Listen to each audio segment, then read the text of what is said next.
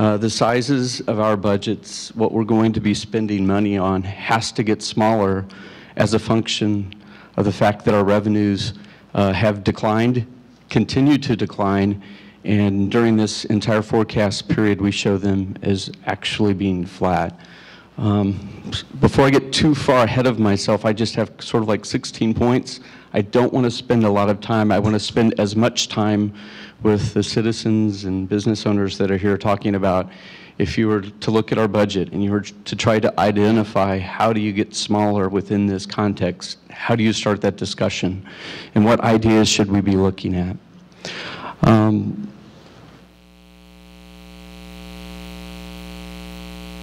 Where do we start? Our budget starts with us doing a forecast for the next 5 years. We do that in March and April of each year, taking into account historical data that we've collected. We use the Congressional Budget Office's forecast for inflation, interest rates over the next 5-year horizon. We then apply those various independent variables to our dependent revenue sources to yield sort of our 5-year financial forecast. The forecast includes assumptions about how much we will collect. That's what we tend to call revenues, and how much we will spend, which is expenses or expenditures. The area that we focus on in that forecast is our general fund, which is our chief operating fund, which is where we pay for police, parks, public works, and general government. What do we assume? If you have this sheet of paper and you go, at the front says Budget Seminar FAQ, and if you flip it over, it shows you what our 2011 5-year financial forecast assumptions are. And what we assume on the revenue side, and I will tell you that the revenue number that we're using is about 5% less than what we collected or we're estimating to collect in 2011. In part, we're trying to take into account a further reduction in property values, which over the last 2 weeks, there's been a number of reports on areas such as Minneapolis, Milwaukee, Memphis, Louisville, places that for the most part haven't seen large declines or declines in property values, and those places are starting to show some stress. So property values throughout the nation are decreasing.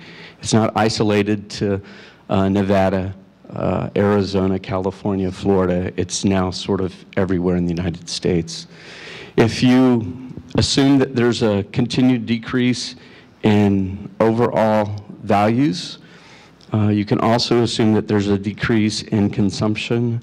A lot of consumption over the last 10 years has been built on the fact that home values were increasing at such a rate that there was always equity available to people to buy things.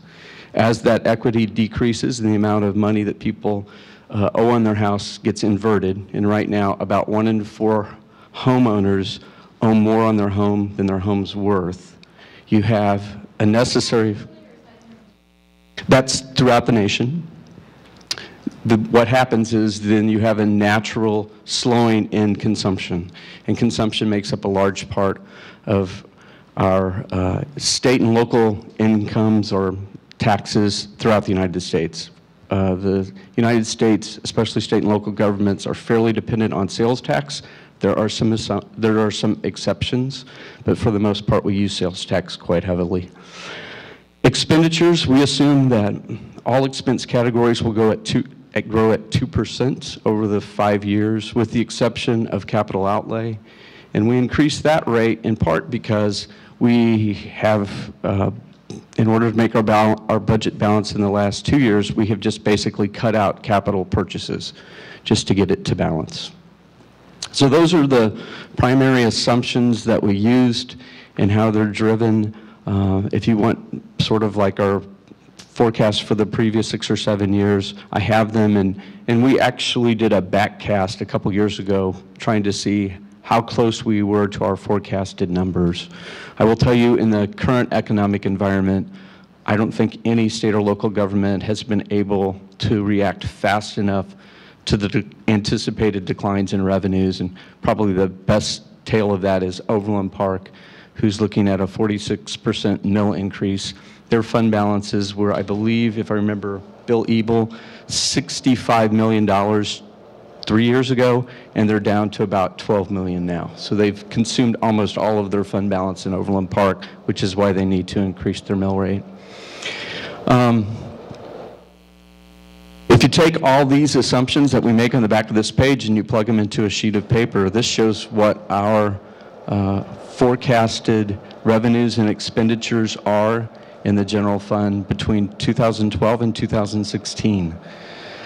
As you can see in 2012, the budget that we're working on, if it sets as it is right now using the assumptions that we've made here, we will have a negative effect on fund balance of $644,000. We have fund balance that we anticipate to carry over.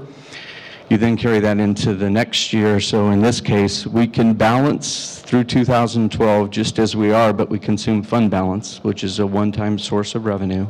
And then in 2013, you have to make a fairly substantial cut to bring it into balance. The object is in 2012 to take out as much of that negative number as you can. We think we have picked a revenue number that's fairly conservative, and we think that it actually gets better, we hope, in 2012. But given the economic unknowns and the fact that we have such a low fund balance, you can't really risk making too large an assumption that there is going to be some type of economic recovery that's going to dramatically change those revenue numbers at the top. The only other thing that I would add about this is that this is one way to show our expenses in our budget, which is by the type of expense, whether it's people, contractual services, or commodities.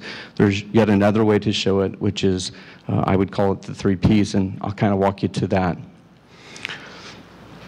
Based on our forecast and assumptions we used, our budget has to get smaller. I mean, that I think is apparent to everyone, and that is not unique to us. What makes up our budget? Like I said, you can show it by expenditure category, but really for us, it's the 3 Ps. It's parks, police, and public works. The 3 Ps make up 85% of our general government expenditures.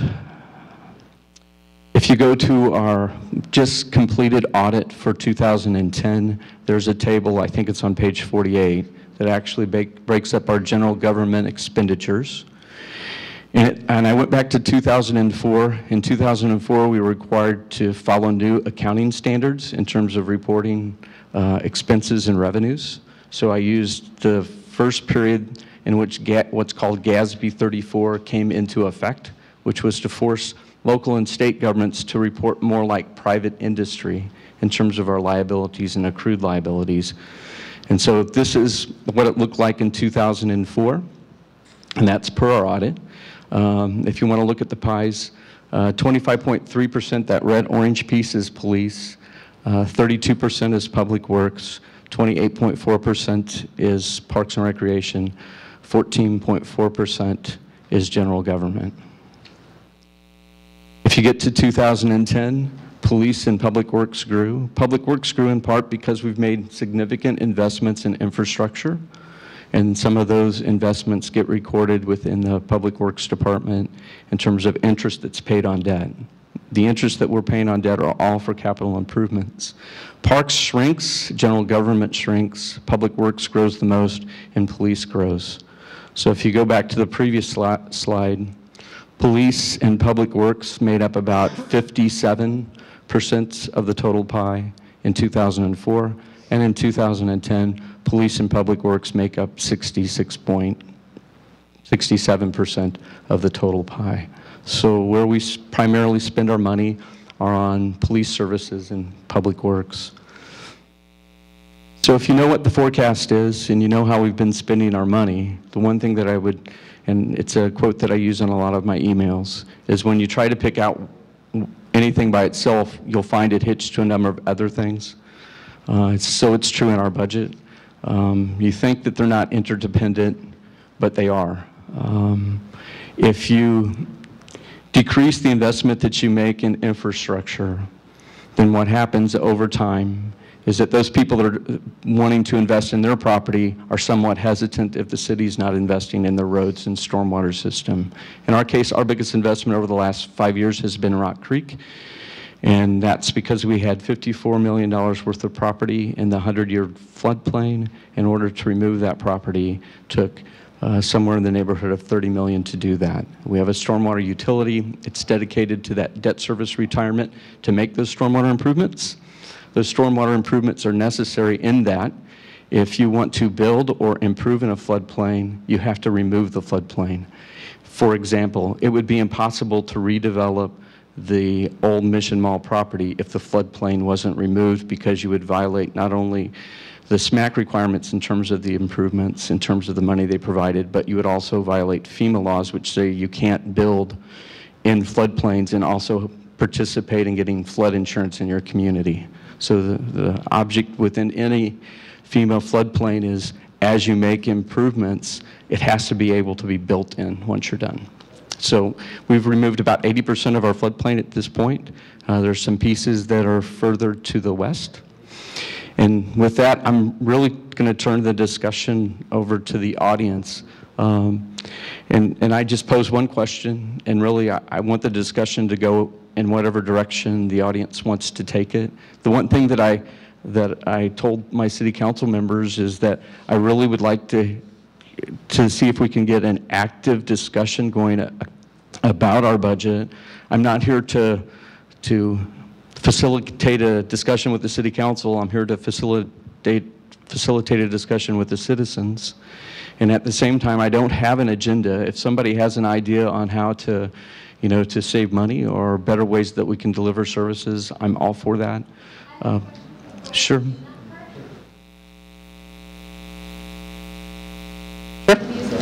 Yes. And if you could say your name, so everybody. Okay. You'll make me stand and sing too, aren't you? My name is Maria. I am a homeowner in Mission. I've lived here for about 7 years. And I'm new into government of any kind, so I'm here as a citizen. I know nothing. I would like to hear more from the city council members to educate me on what is included in public works, what is included in some of the parks maintenance, what is included in some of those things that are represented on the pie chart. Are you the one that's going to speak to that, or? Okay. The question is, if you see the big pie charts, what are the various programs that are in all the little pieces of the pie? The majority of the Parks and Recreation pie would be the community center. It represents probably 80% of all of our Parks and Recreation expenses, and that would include all the salaries here for our full-time and part-time employees, as well as the contract employees that we contract with to deliver programs and classes. So a majority of that Parks and Recreation piece is in the community center. If you were to look at the police piece, the police really has 4 pieces. The first and largest is patrol, and it probably represents of our police budget about 40%. About 20 to 25% is our traffic unit. Another 10 to 15% is our investigation, and then the rest is made up of the administration of the police department. So that would be commanders and police chiefs and people like that. The people that handle the reports when people come in for accident reports and things like that.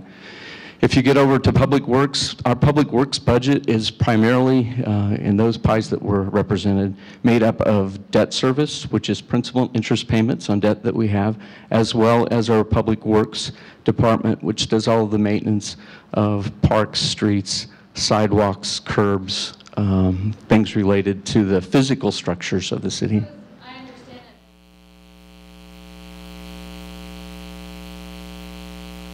That would be correct. Okay. Then you get into general government, and general government contains 3 pieces: the legislative or governmental, which is the mayor and city council, the administration, and general overhead. And general overhead are all those shared expenses that we have in the city. A good example of a shared expense is that we carry liability insurance for both public officials and our general employees, and then any liability that we accrue or create in terms of delivering a service, things like that.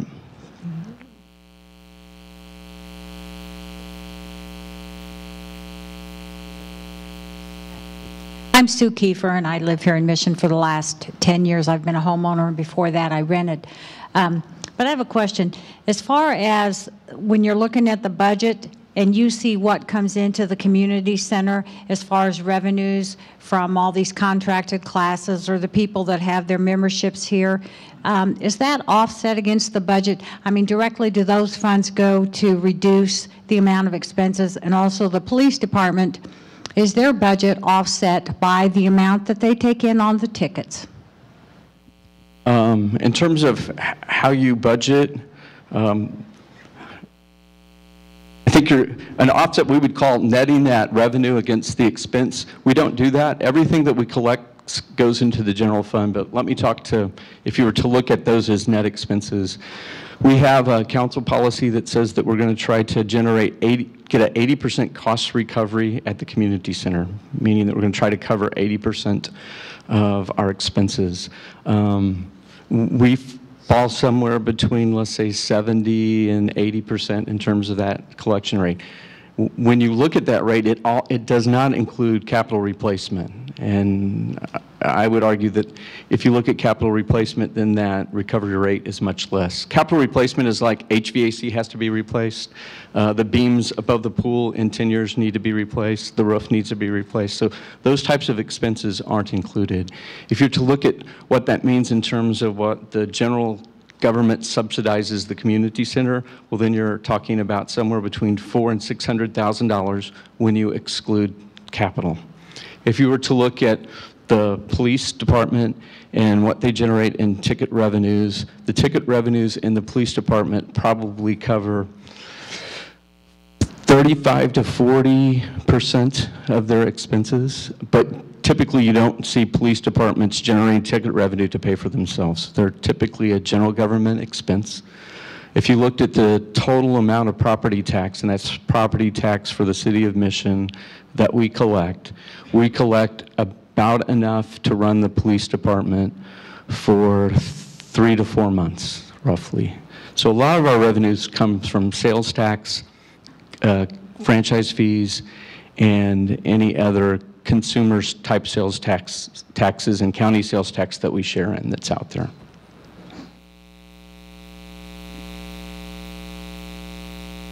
Hi, my name's Jennifer, and I was just wondering, when you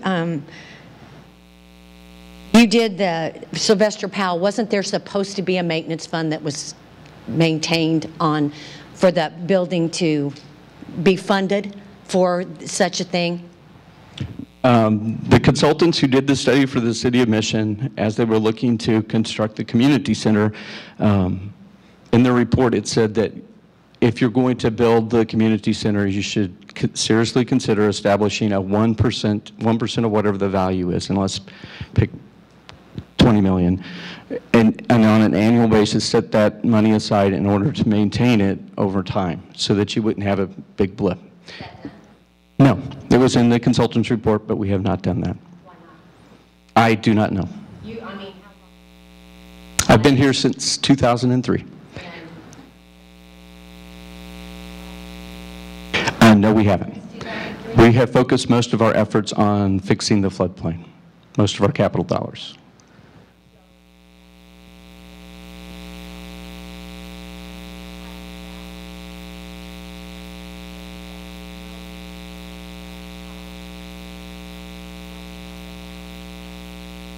Well, You know you're going to have to do that. when something's new, the pressure isn't as great to set aside the money as when something gets older. But that's just part of it. Right. But the issue that was facing the city was fixing the floodplain. Without the floodplain, you can't do any redevelopment or building along Johnson Drive at the gateway. So the question is, do you want to lose those revenue sources forever? We already Right. are revenue sources.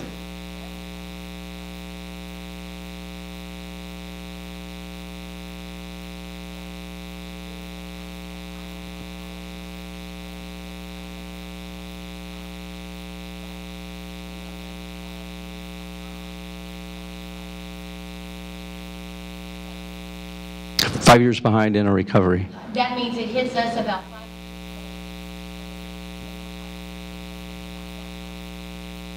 Two. Usually we're 2 years behind when the recession hits, and then it shows up at us.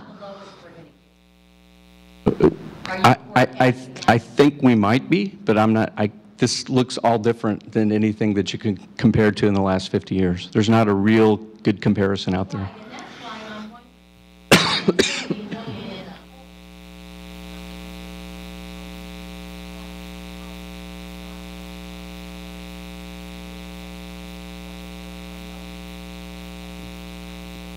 Right.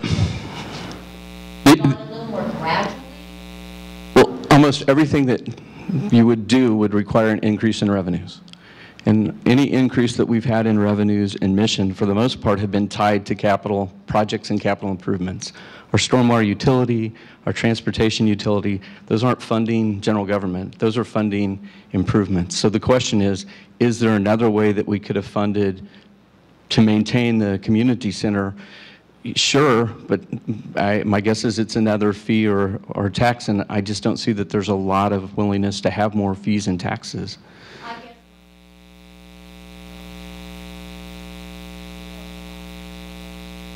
And so that the other one.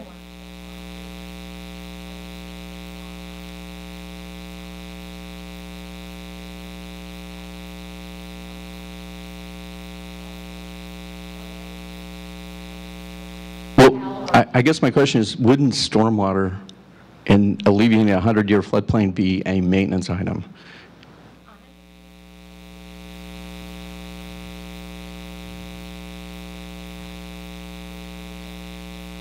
$70 million, and we.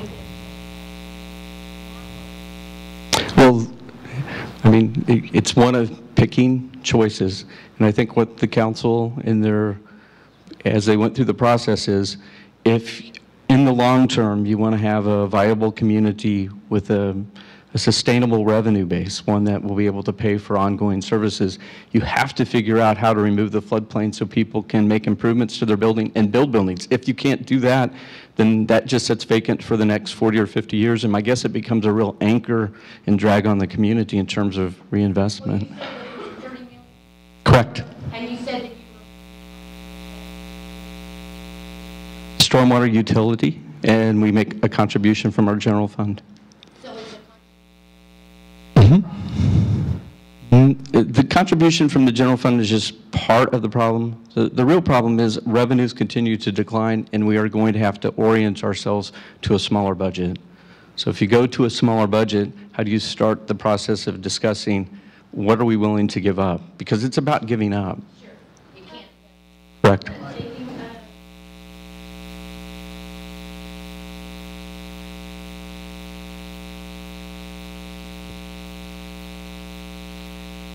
It's one of the things that we did last year through a line item review of our budget, was to have departments go back in and say, okay, if you were to give something up, what's the most core service that you deliver that you want to protect, and then what are the things that you can give up? And we've started doing that 2 years ago in terms of identifying things that we're no longer doing or transfer them. Say 5 or 10% from your specific budget. We had a specific dollar amount that the city council gave us last year, $500,000 from the general fund. Yes, Kim. Mike, speaking, I don't.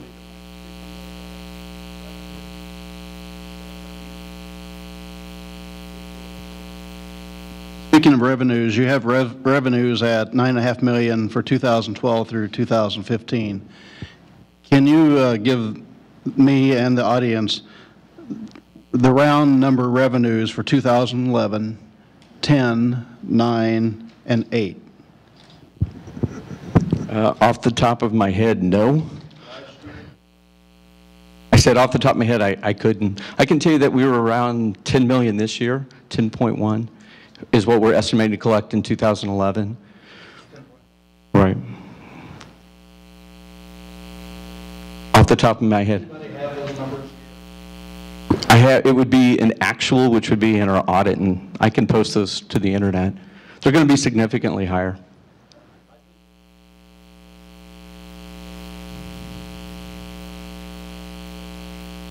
Sure. It's gone down dramatically. It's gone down 15%, yeah. Oh. But our expenses.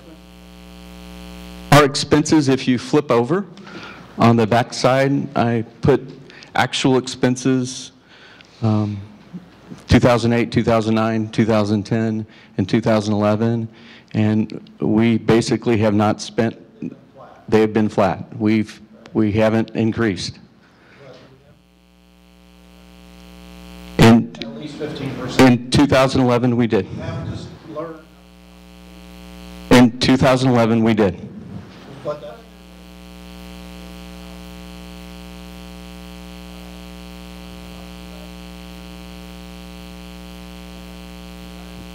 Correctly, that 400 to 600,000 is what we subsidize the community center?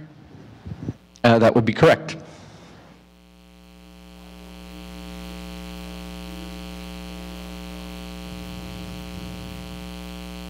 Well, I'll go to the Muir quote.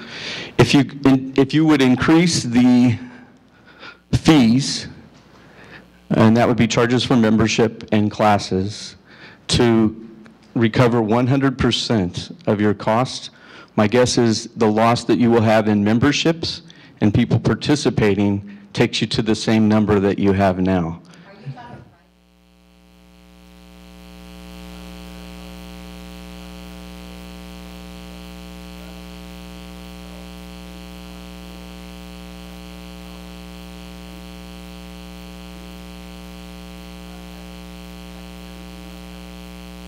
So we have to figure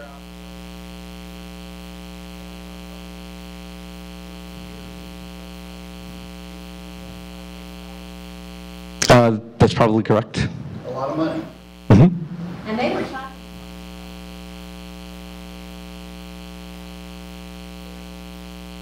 Correct. Our swimming.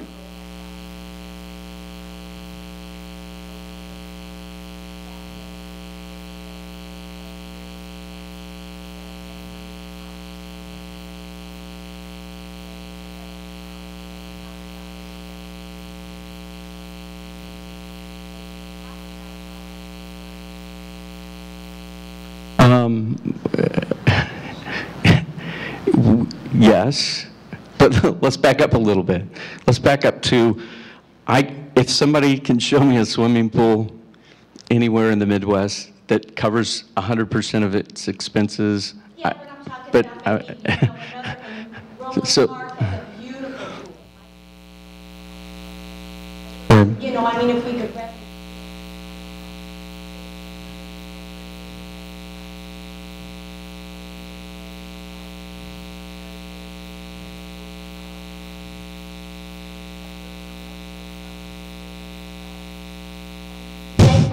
They could have.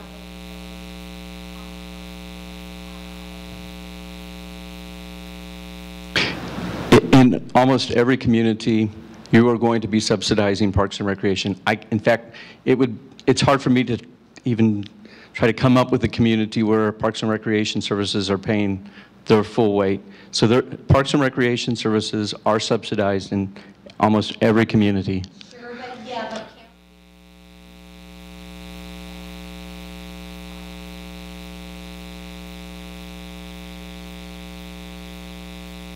It's Because what? right. If I were a Prairie Village City Council member, my first question to you is, now that you've gone out of the pool business and you no longer have to subsidize it, how much more money are you willing to pay me to subsidize my pool? No, they would ask for more than that. So. No, in fact, I think closing the pool kind of misses the point, because if you were to look at sort of our budget and our numbers, our issues aren't in whether we have a swimming pool or we don't have a swimming pool. Our issues are on the revenue side. How do I get the gateway developed quicker so that it starts generating both revenues to the city and the county and the state? Getting private business moving is going to do more for our city than just narrowing in on the pool.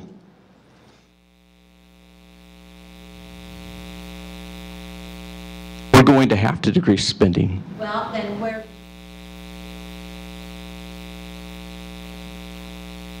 Well, Well, first of all, it's not going to be my decision. And second, what I think is that the reason that my city council members, sort of agreed to the rules that I laid out was to hear what people were willing to give up. So what I hear is Kim saying, community center pay for itself, and I don't really care how you get there, whether you privatize it or it's 100%, figure out how you get it to pay for itself. And I think I hear you saying that the pool is one element that you could use in balancing your budget, so why don't you consider closing the pool? And I don't want to speak for you, but sure. Right, so closing the pool in the community center, I'd kind of come back to, I don't know that you want to necessarily give up all your parks and recreation, because what you're going to find is that that might be a reason that some people pick your community over others to live. And what impact does that have on property values? I mean, they could very well. They could very well.